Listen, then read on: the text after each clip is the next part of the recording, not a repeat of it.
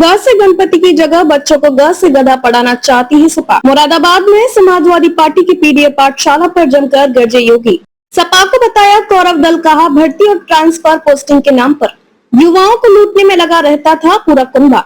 Samajwadi party की शिक्षा व्यवस्था ने नकल को जन्म सिद्ध अधिकार बनाकर कर दिया था युवाओं का भविष्य चौपट। डबल इंजन की सरकार स्थापित कर रही है शिक्षा के अत्याधुनिक केंद्र। 1,54,000 स्कूलों का हुआ कायाकल्प। सपा काल में स्कूलों में न क्लास थे न शौचालय, आज अत्याधुनिक स्मार्ट और डिजिटल क्लास व लैब की मिल रही सुविधा। मुख्यमंत्री योगी आदित्यनाथ ने अपने एक दिवसीय दौरे पर मुरादाबाद में 1,172 करोड़ की 87 विकास परियोजनाओं का लोकार्पण और शिलान्यास किया।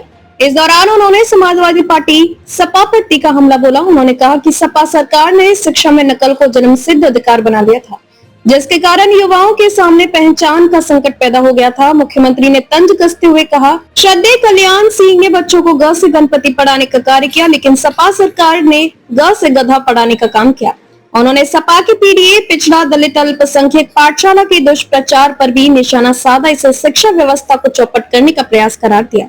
योगी ने कहा कि सपा ने शिक्षा के मंदिरों को ध्वस्त कर दिया था, लेकिन वर्तमान सरकार राष्ट्रीय शिक्षा नीति के तहत अत्याधुनिक शिक्षा के केंद्र स्थापित कर रही है, जैसे अटल आवासीय विद्यालय और मुख्यमंत्री अभ्युदय विद्यालय। मुख्यमंत्री ने कहा कि आज ऑपरेशन कायाकल्प के अंतर्गत digital class, smart class, digital lab, पेयजल, बालक और बालिकाओं के लिए अलग अलग टॉयलेट बनाए गए हैं। जो भवन जर्जर थे उन्हें शिफ्ट करने के आदेश दिए गए, मगर कांग्रेस और सपा अपने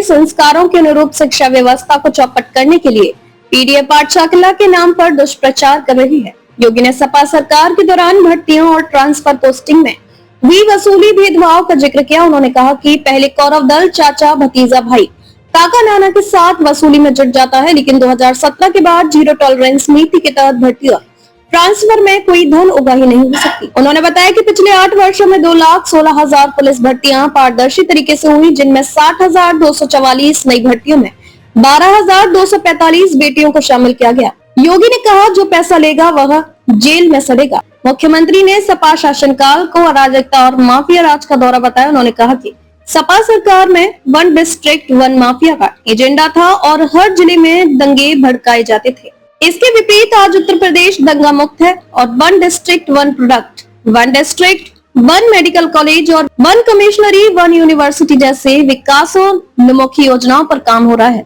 योगी ने सपा पर आतंकियों का समर्थन करने का भी आरोप लगाया। पीडीए के नाम पर इनको कितनी चिंता दिखाई दे रही है, कैसे जा रहे हैं और पीडीए के नाम पर पढ़ा क्या रहे हैं, पीडीए के नाम पर क्या पढ़ा रहे हैं। यानी समाजवादी पार्टी की सरकार है, याद करिए, यह वही सरकार है जब इसकी सरकार के समय ग से गणेश पढ़ाया गया था। पहले की बीजेपी की सरकार में, सर्वदेव कल्याण सिंह जी की सरकार में, तो समाजवादी पार्टी ने कहा था ग से गणेश नहीं, ग से गधा होता है, और इन्होंने बच्चों को क्या पढ़ाना शुरू किया था। और आज भी अ का मतलब अनार से नहीं, अमरूद से नहीं, अ से क्या पढ़ाया जा रहा है। ये समाजवादी पार्टी का पुराना संस्कार है, जहां पर भारतीय जनता पार्टी बच्चों को संस्कारों के साथ जोड़ करके विघ्नहर्ता ग से गणेश के नाम पर पढ़ाती थी, वहीं समाजवादी पार्टी ने गणपति की भी अवमानना करके इन्होंने ग से गधा पढ़ाने का काम किया था। तो स्वाभाविक रूप से गधे जैसी बुद्धि भी उनकी हो गई है। और इसीलिए आज बच्चों की शिक्षा के उन्नयन के लिए जब प्रदेश की डबल इंजन की सरकार कार्य कर रही है, तो इस समय इनके लोग जाकर के राजनीतिक गतिविधियों का केंद्र विद्यालयों को बनाना चाहते हैं। बहनों और भाइयों, कौन नहीं जानता है कि समाजवादी पार्टी ने प्रदेश की शिक्षा व्यवस्था को कैसे तहस नहस कर किया था, कैसे किया था। हर व्यक्ति जानता है।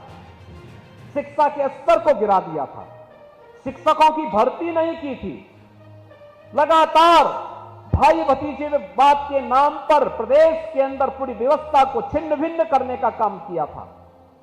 एक हर जिले में इनके माफिया थे, वन जनपद एक माफिया, एक जनपद एक माफिया के नाम पर, वन डिस्ट्रिक्ट वन माफिया के नाम पर प्रदेश को दंगों की आग में झोंका था, अराजकता का तांडव हुआ था।